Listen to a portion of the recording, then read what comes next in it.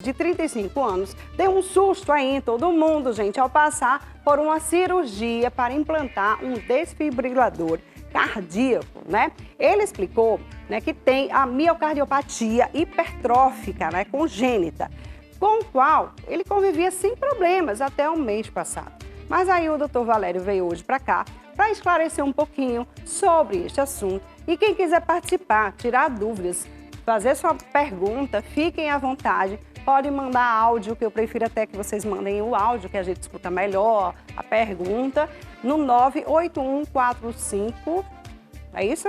7570. Então você manda aí sua pergunta, não deixa de fazer essa pergunta, né, sobre isso, ou, sei lá, algum assunto que você esteja aí passando, algum problema de coração. Pode perguntar que ele está aqui para tirar as dúvidas, tá bom? Doutor Valério, tudo bom? Seja bem-vindo mais uma vez. Vamos falar um pouquinho sobre o que é essa miocardiopatia hipertrófica, não é isso? É normal? É comum? O que seria isso? Bom dia, Marília. Bom dia, telespectador. A miocardiopatia hipertrófica é a doença genética mais comum de origem cardíaca. Certo. O que acontece nessa miocardiopatia hipertrófica? Para você ter uma ideia, de cada 1000 crianças que nascem, 2 vão ter miocardiopatia hipertrófica. E como a gente está vendo aí na imagem, o coração tem 4 cavidades, os 2 ventrículos embaixo e os 2 átrios em cima. O ventrículo esquerdo e o átrio esquerdo, eles se comunicam através da válvula mitral. O ventrículo direito e o átrio direito se comunicam através da válvula tricúspide. Certo. O coração do lado esquerdo e o lado direito, eles não se comunicam, porque tem um septo, essa parede que divide o ventrículo esquerdo do ventrículo direito. Quando o ventrículo esquerdo, parte dele ou todo ele fica hipertrofiado, certo. Lembro que o coração é um músculo, então o músculo ele pode hipertrofiar. Então quando ele fica hipertrofiado, quando ele fica mais espesso, engrossado, por exemplo, então isso chama-se miocardiopatia hipertrófica. Então as fibras musculares, elas ficam desarranjadas e com isso elas favorecem as arritmias cardíacas e a morte súbita, principalmente após esforço físico. É o que acontece muito comumente em atletas abaixo de 35 anos de idade. Todo atleta, quando acontece uma morte súbita em campo, que ele tem abaixo de 35 anos, a primeira coisa a se pensar é que ele tinha uma miocardiopatia hipertrófica. Porque a idade do Rafael era essa, exatamente, né? Novo, né, gente? E a gente nunca imagina. Gente, esse negócio de problema de coração pode ser até desde bebê mesmo, até desde quando está dentro da barriga, às vezes tem uns probleminhas, né, doutor? Exatamente. É por isso que a gente faz um exame quando a gente está grávida, para saber se o bebê está com alguma coisa no coração. Isso, faz um ultrassom e às vezes até o ecocardiograma fetal, né, quando o bebê está na barriga da mãe, para detectar algum tipo de malformação cardíaca. Existe uma diferença entre a miocardiopatia e a cardiomiopatia? Isso é uma questão de nome, é como se fosse um sinônimo, né? Então, cardiomiopatia hipertrófica ou miocardiopatia hipertrófica. É a mesma coisa, mais ou menos. É a mesma coisa, Quem tem a miocardiopatia pode engravidar, doutor? Então, o que acontece? A miocardiopatia hipertrófica, como ele hipertrofia, como ele fica mais musculoso, né? O coração, ele diminui a cavidade ventricular. Com isso, o sangue, ele vai ter menos sangue para mandar para o corpo. Quer dizer, o ventrículo é quem manda o sangue através da aorta para o corpo. E muitas vezes o que acontece? Como o ventrículo está menor, ele vai ter menos sangue. Como tem menos sangue, muitas vezes ele manda menos sangue e por isso que acontece da pessoa às vezes ter desmaio ou sensação de desmaio após um esforço físico, principalmente, ou após uma emoção. Então, ela não pode, por conta disso. Por conta da miocardiopatia hipertrófica, pelo risco de morte súbita. Por quê? Porque o coração, durante a gravidez, ele vai estar com uma sobrecarga maior. Então, na verdade, são 2 vidas, né? Vai estar lá. Então, o coração, ele vai ter uma sobrecarga maior. E quando ele tem uma hipertrofia miocárdica, o músculo está muito aumentado, a cavidade ventricular vai estar pequena e ele não vai ter como mandar muito sangue para o corpo. Existe, assim, uma característica da miocardiopatia? São possíveis, tipo, serem genéticas, essa causa? Ela é geralmente genética. Ela tipo, vem do pai ou da mãe, ou pode ser dos avós? Ou de alguém? Ela é genética, né? E o que acontece? Em algum momento da vida, ela começa a apresentar sintoma. Quanto mais precoce esses sintomas aparecerem, mais grave a doença é. Então, quanto mais precocemente aparecer sintoma, tipo dor no peito, quais são os sintomas? Muitas vezes sintomas de angina, dor no peito, cansaço, fadiga, né? É o que a gente chama de dispneia, que é o cansaço, principalmente após um esforço. Ou tontura, sensação de que vai desmaiar e desmaiar. Então, é importante que os pais, ao perceberem que muitas vezes a criança tem algum sintoma desse tipo, que eles levem a um cardiologista para que ele possa ser examinado, que facilmente você faz o diagnóstico dessa miocardiopatia hipertrófica através do exame físico, quer dizer, essa história, ela lembra que a criança pode ter essa miocardiopatia hipertrófica, através do exame físico, a ausculta vai mostrar um sopro, esse sopro devido à miocardiopatia hipertrófica, e é feito um exame eletrocardiograma que já dá sinais, indícios de que a criança possa ter a miocardiopatia hipertrófica, e após é feito o ecocardiograma, que é o padrão ouro para o diagnóstico da miocardiopatia hipertrófica, porque o ecocardiograma vai mostrar o músculo lá espessado. E com isso é feito o diagnóstico e, no caso, é orientado que não deve ser feito a atividade física competitiva por conta do risco de morte súbita. E aí, no caso, ela tem tratamento, mas não tem cura. É uma doença que não tem cura, mas que tem tratamento. E quais são os tipos de exercícios, então, que a pessoa pode fazer? Os exercícios, tipo corrida, né? Exercícios, o futebol, exercícios onde ele vai ter uma sobrecarga grande, com isso ele tenha o risco da morte súbita.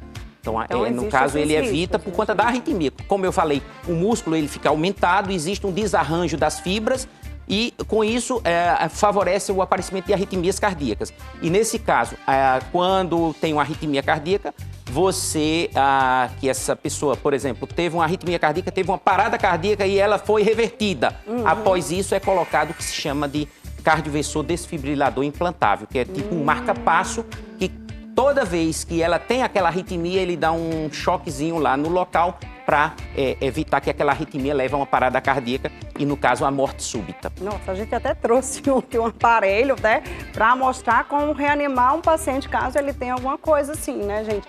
Mas hoje a gente está vendo um outro assunto que fica por dentro, né? Não dá um sustinho, não, quando a pessoa sente aquele choquinho de repente? Na verdade, o aparelho, ele manda inicialmente sinais. Sim, que vai inclusive, disparar. isso ele é monitorado pelo médico do paciente. Muitas vezes ele consegue detectar que está tendo alguma coisa. Sim. Agora, em caso extremo, aí realmente ele dá um choquezinho e aí ele reverte a arritmia, evitando, no caso, a parada cardíaca e a morte do paciente. Verdade. Como é que é feito esse tratamento? Então, prolongado? O tratamento eu uso de medicamentos, né? Como o músculo ele tá aumentado, então é passado a medicação para tentar diminuir a chance da pessoa ter uma arritmia cardíaca. E, no caso, medicamento para deixar o coração mais tranquilo, mais lento, né? Aquele coração que está mais veloz, que ele não consegue se encher bem de sangue. Certo. Ele já tem uma cavidade ventricular pequena, o ventrículo é pequeno, então ele precisa se encher para mandar sangue para o corpo e para o próprio coração. Quando ele não consegue mandar sangue para ele, causa dor no peito. E quando ele não consegue mandar sangue para o corpo, causa sintomas como tontura e cansaço. Então, a gente passa a medicação para deixar esse coração um pouco mais lento, e com isso ele conseguir se encher melhor e mandar sangue para o corpo. E caso se detecte que a pessoa tem arritmias através de outros exames, como, por exemplo, um teste de esforço, ou um Holter, ou o próprio eletrocardiograma, aí se passa o medicamento antiarrítmico. E, em alguns casos, é indicado o cardioversor desfibrilador implantável, que é um tipo marca-passo para evitar a arritmia cardíaca. Muito bom. Olha, temos aí já perguntas do nosso telespectador e você também pode participar. É só você enviar para esse número que está aparecendo aí, tá, gente? 981457570. Solta a primeira pergunta aí, Janaína, por favor. É áudio ou é mensagem? Áudio, então solta aí. Bom dia, Marília. Eu gostaria de saber com o doutor. Meu pai fez cateterismo e depois disso ele fica assim, tem dia que ele tá bom, tem dia que ele amanhece com mal-estar. Aí já foi para várias consultas com o médico, fez vários exames de eletro e sempre dá normal. A gente não entende por que ele sente esses mal-estar. Obrigada. Obrigada. Por quê, doutor? Então, veja bem, é preciso saber qual foi o resultado do cateterismo. O cateterismo é um exame, né, que é feito através de um catéter e o objetivo é ver como é que estão as artérias do coração. Então, normalmente é feito o cateterismo quando existe suspeita de que a pessoa tem um entupimento nas artérias. Popularmente é dito entupimento na veia. Fulano tem uma veia entupida. Mas, na verdade, é uma artéria. Então, quando existe suspeita de que a pessoa tem um entupimento ou quando a pessoa teve um infarto, né, quer dizer, já em decorrência de um entupimento, é feito um cateterismo. Então, é preciso saber o que é que tinha nesse cateterismo para saber o que é que o mal-estar é. Então, muitas vezes, o mal-estar é em decorrência do próprio problema que a pessoa já tem. Então, é preciso, muitas vezes, com esse mal-estar, dar alguma medicação para tirar esse mal-estar. É importante que ela converse com o médico dela, procure levar o cateterismo.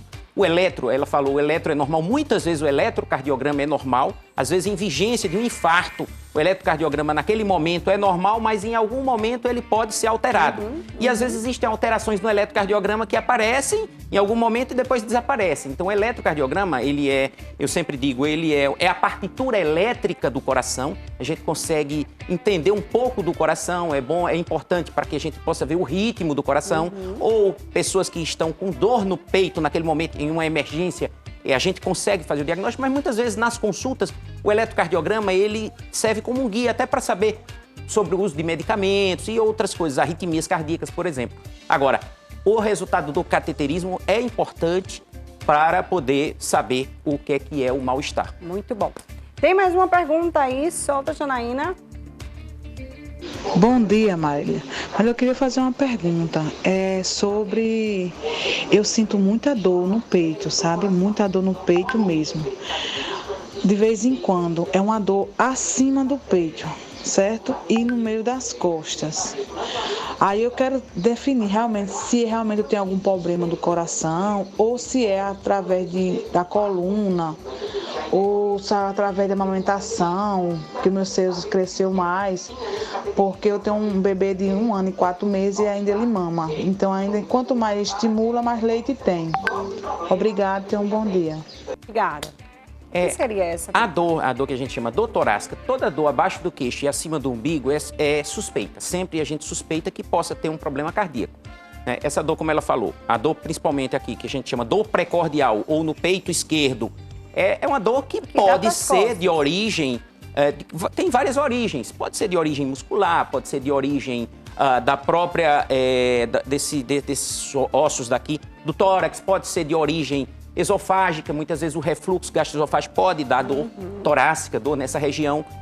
E também pode ser de origem cardíaca. A gente pede sempre para fazer um exame, fazer um eletrocardiograma, fazer outros exames, fazer uma avaliação para se afastar as causas cardíacas. Afastando as causas cardíacas, a gente passa para outras causas que podem dar dor torácica. O que eu gostaria de lembrar é que na mulher, principalmente, a dor relacionada às doenças como entupimento nas artérias, que a gente chama a angina. No homem, enquanto no homem muitas vezes aqui no que a gente chama no precórdio, nessa região do coração, indo para o braço ou para o pescoço, na mulher muitas vezes a dor simula um problema de coluna ou um problema gástrico. Então muitas vezes a mulher retarda de ir ao médico achando que é um problema de coluna ou gástrico. Então a gente sempre pede, é melhor ir fazer um exame, afastar de uma vez e ficar mais tranquilo do que ficar achando que é isso ou aquilo, ou às vezes até tomar medicamento que a gente pede para que não faça a automedicação, porque isso ela pode retardar o diagnóstico e retardar, no caso, o tratamento. Então é importante que se afaste um problema cardíaco. Toda dor nessa região, ela deve ser investigada.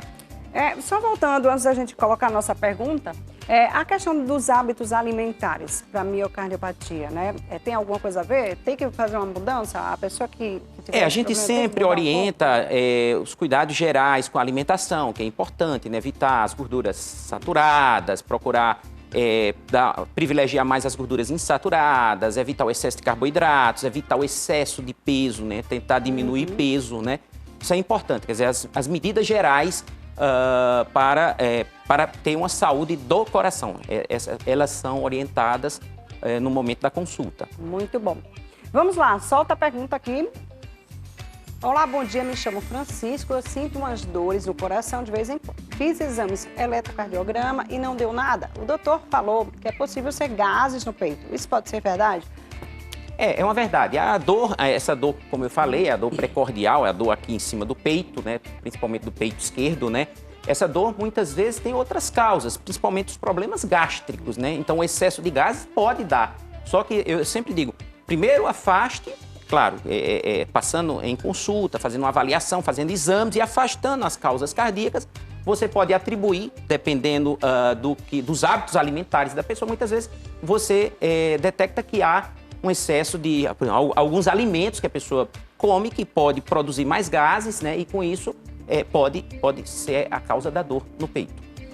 É porque às vezes tem gente que respira e dá aquela dor, não consegue nem respirar direito, né, doutor? Aquele remedinho para gases, o normal, ele pode também servir para esse tipo de problema? Se a causa for, ele vai servir. Então, afastando a causa cardíaca, detectando que isso é a causa, essa medicação vai ter funcionamento. Sim. Muito bom, viu? Tem mais alguma? Bora lá, solta mais uma pergunta que tem várias. Vamos lá. Bom dia, doutor. Eu queria saber, eu sinto uma dor puxando, uma dor bem fininha, puxando das costas para o peito. Se é problema de coração ou se é estresse demais, que às vezes o estresse também mexe também com o coração. O estresse pode favorecer a artéria que irriga o coração, chamada artéria coronária. Se ela tem algum problema nela, a doença ateromatosa, a placa de gordura, ou não, ou tendo ou não, em situações de estresse, essa artéria pode se contrair e diminuir o espaço que o sangue passa. A mulher, normalmente, ela tem um coração um pouquinho menor e tem os vasos menores do que o homem. Então, o sangue, ele passa um pouco, é menor o espaço que o sangue tem para passar. Então, em situações de estresse, muitas vezes pode ter o que a gente chama de espasmo na artéria, uma raiva grande, uma contrariedade, né? Existe também a síndrome chamada síndrome do coração partido. O que é essa síndrome do coração partido? Eu escrevi até um capítulo de um livro meu. Em situações de uma emoção, uma grande emoção, tanto uma emoção positiva como uma emoção negativa, uma perda de um ente querido, perda de um emprego, por exemplo. Então, isso pode favorecer a pessoa ter um infarto sem ter problema nas artérias do coração. Então, o coração, você pode, de fato, situações de muito estresse, de muita tensão, ter esse espasmo na artéria, mesmo que a artéria seja saudável, e com isso favorecer, principalmente nas mulheres, favorecer um infarto em alguns momentos. Mas essa dor, ela deve ser investigada. Qualquer dor, como eu falei, qualquer dor dessa origem aqui, que tem aqui abaixo do queixo e acima do umbigo, né? Quer dizer, principalmente nessa região do tórax, do lado esquerdo, ela precisa ser investigada. Quer dizer, muitas vezes a pessoa, eu acho que é isso, eu acho que não, tem que fazer a investigação. É justamente nessa investigação que você consegue afastar primeiro as causas cardíacas e tratar o problema e ficar tranquilo quanto a isso. Muito bem. Solta mais uma aqui no telão.